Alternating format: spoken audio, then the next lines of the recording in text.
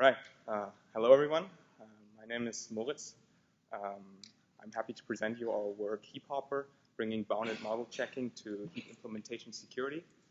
This is collaborative work with this awesome people you can see right here from UC Santa Barbara, Arizona State University, and the University of Iowa.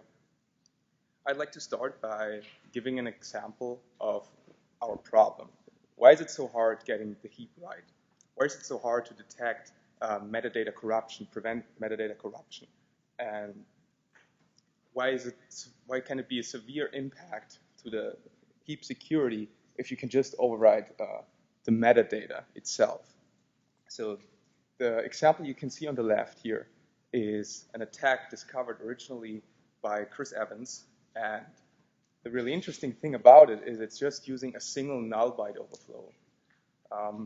That's interesting because in C, strings are ended by just a null byte, and that often leads to this off by one problem where you forgot to account for the ending null byte. And so you have this scenario where you have, in this case, 3 allocated chunks.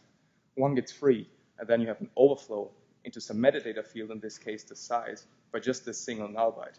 And this doesn't give you any control over user data in the heap, but it modifies the actual metadata of the chunk itself.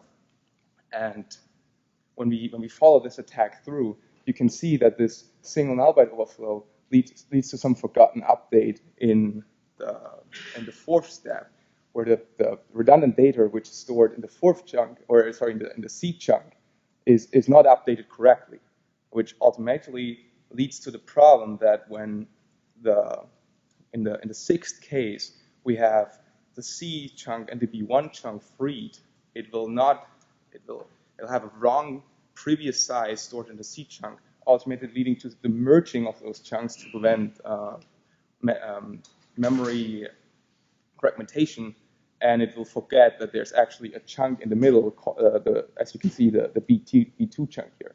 So we basically get from a single primitive, which is very weak, just a null byte overflow, to a complete control over a chunk in memory.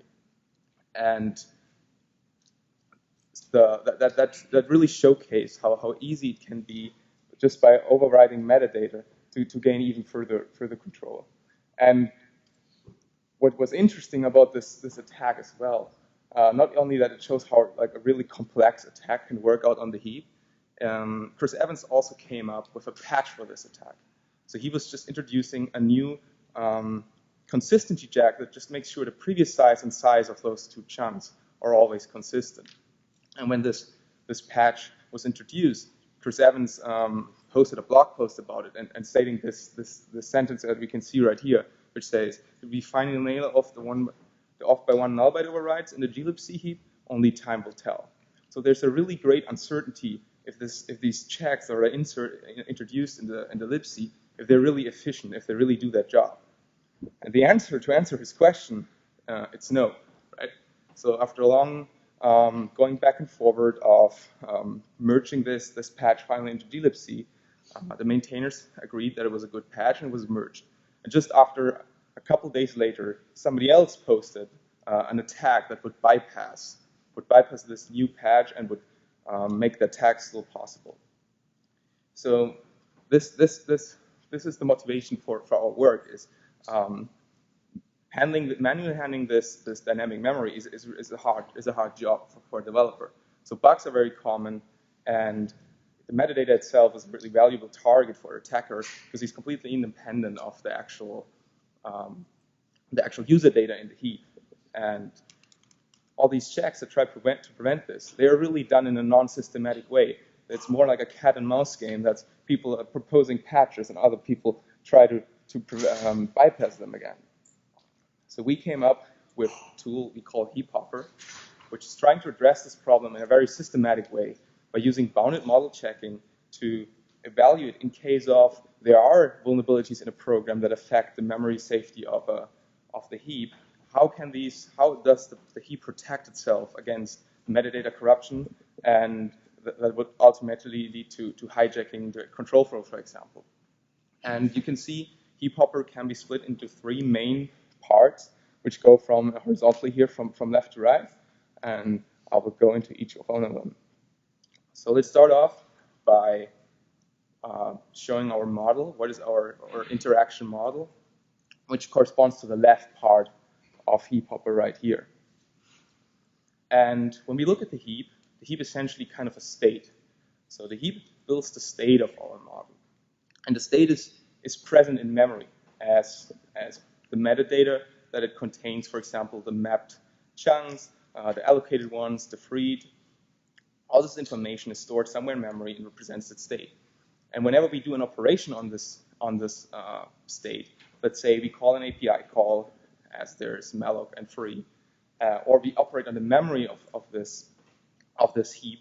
So we store something in the chunks that we allocated, or we have a misusage in this case, let's say an overflow. We modify the state as well, so we get a new state. The problem with this is the actual internal state is very implementation dependent. There's no real API or no real standard for that. The only standard that's given is the API itself. So the only thing we know is there's a clear contract between what you put into malloc and what you get back. So what we do is we are pretty much completely agnostic of the internal state of the heap. We only observe those transactions and see the input and output and refer state from that.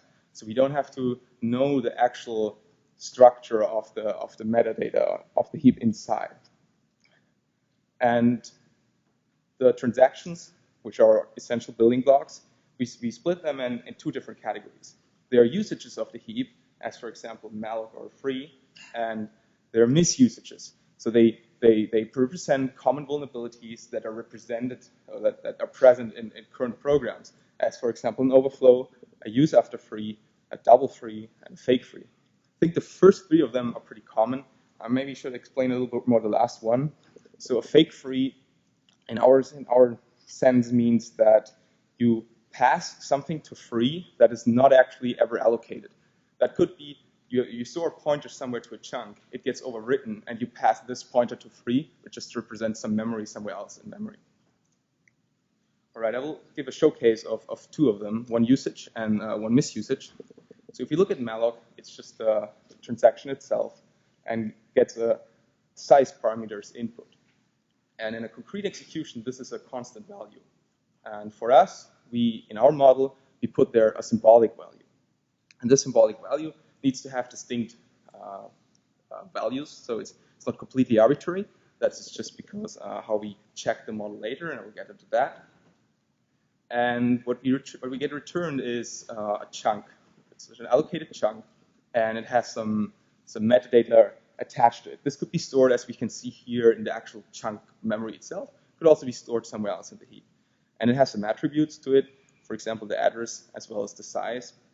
And these come from the actual symbolic value we pass into it. So what we get is what we call a symbolic allocation. That is an allocation that is not at a fixed address, but at a symbolic address, which is dependent on what the initial value was. And of course, we have some constraints on these attributes, which result from different code paths in the libc. Let's say the libc differs its behavior depending on how much memory you allocate. So the chunk you get returned is also dependent on these different code paths, therefore dependent on their initial input. And yeah, what it also does, of course, is it modifies the heap state, right? So to give an example of a misusage, let's have a look at the use after free.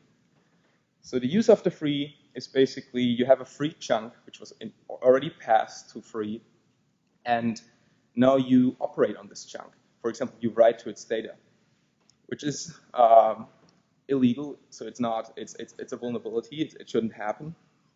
And what happened? How we implement that is we take some symbolic data, some fresh new symbolic data, and we override the content of this chunk of the symbolic data, as you can see right here.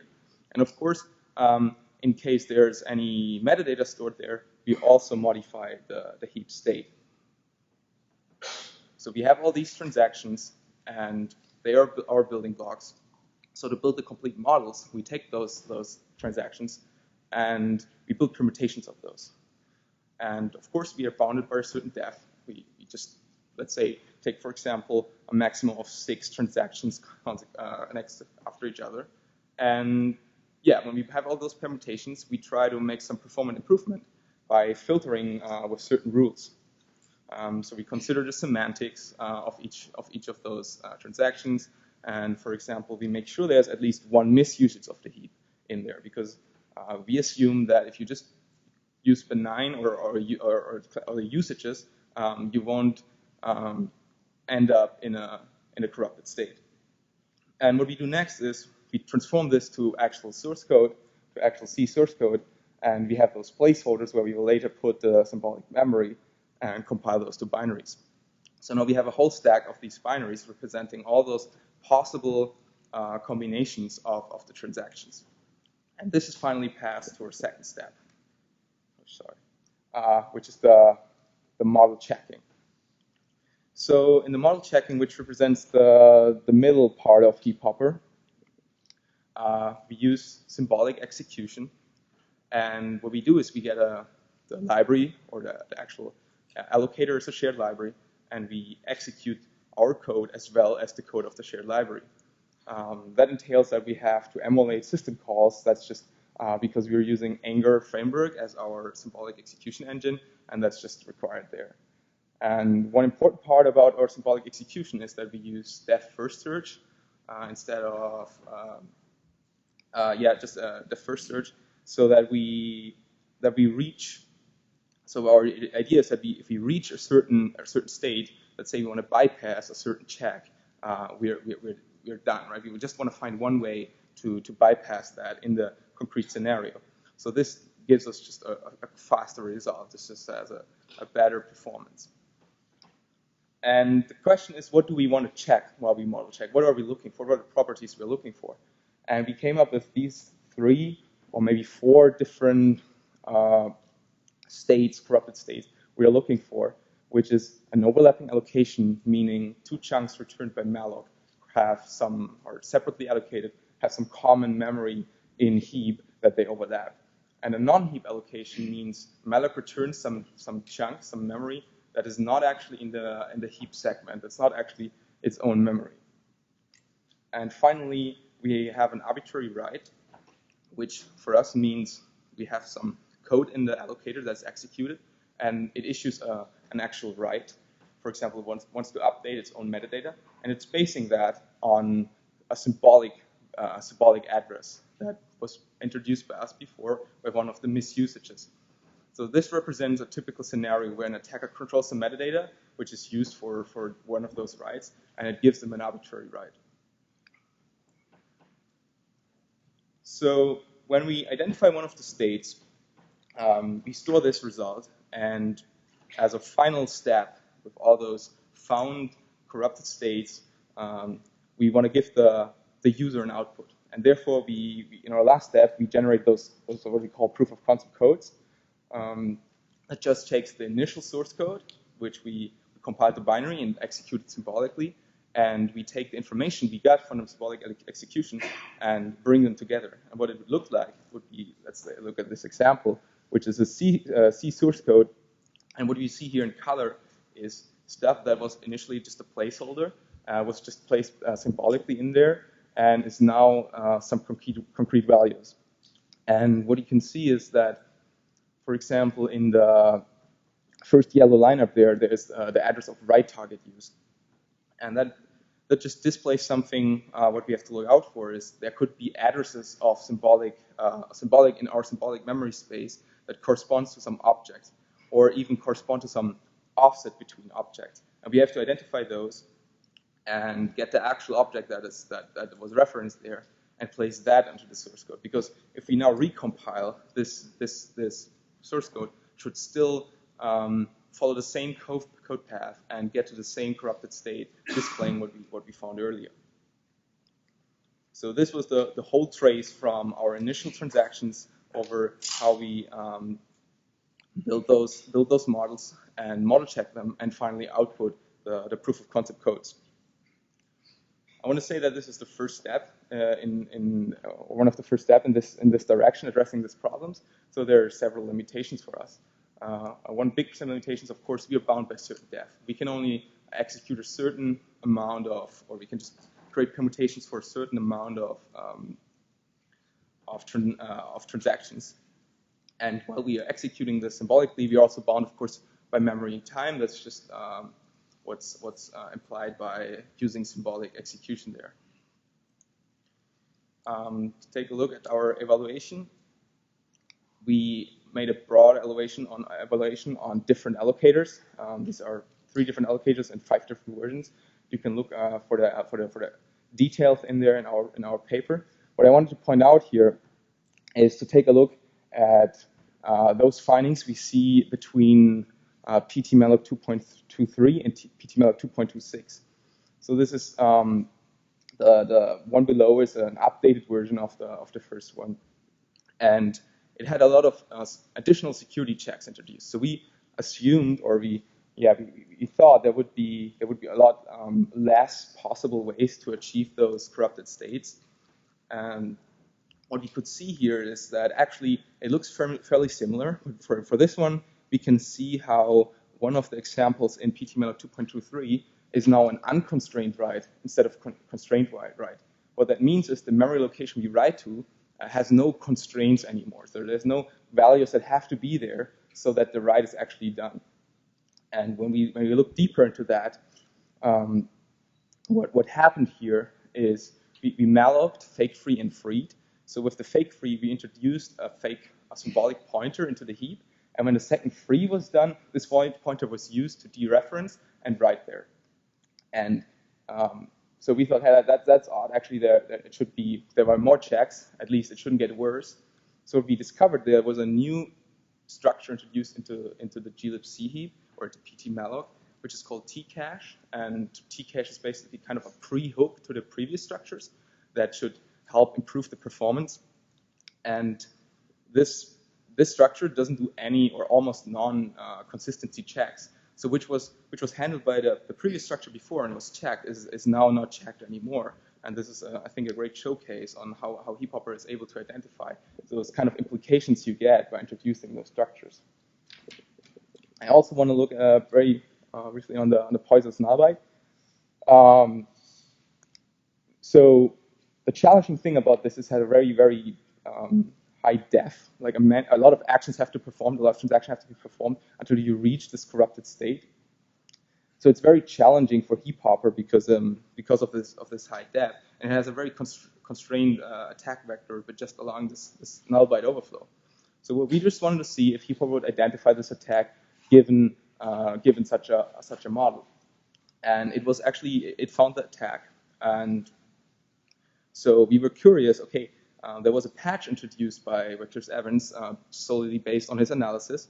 So what would happen when we verify the patch with HeapHopper? And what happened, we actually found the same bypass that was posted just a couple of days after the patch was introduced.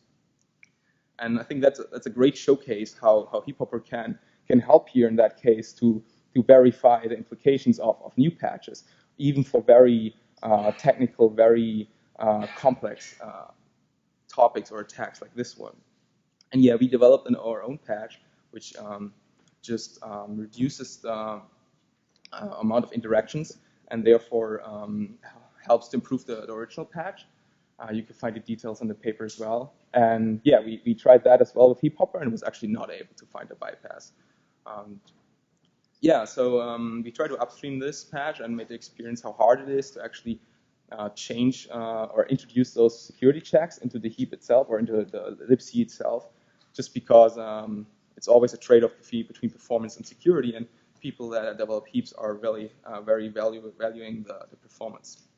So yeah, I think there were 2 great showcases how HeapHopper can be used in practice to help improve just the development of those heaps.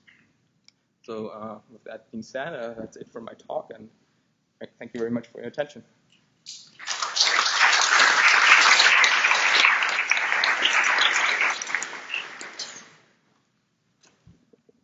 Are there any questions?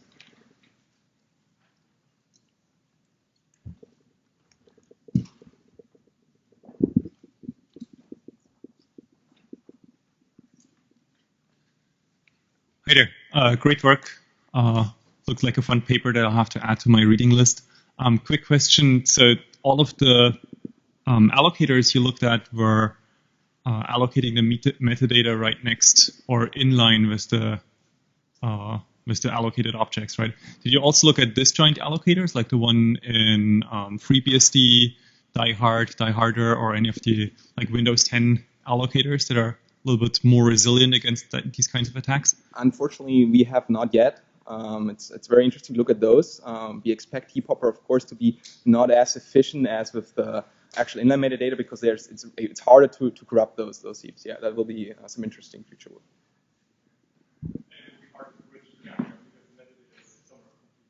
Yeah, so the actual transactions that are interesting here would be, for example, fake freeze, double freeze, those type of attacks, not overflows and use after freeze, of course. Yeah. Do we have more questions for the speaker? All right, then I'll throw in one question that I had maybe you didn't cover in your talk. So when you perform the symbolic execution, is there any strategy in terms of selecting which variables that you should symbolize, or it's just all the input that may affect the allocation? So there's one interesting thing is, let's say we have those writes, right? That's a very interesting thing.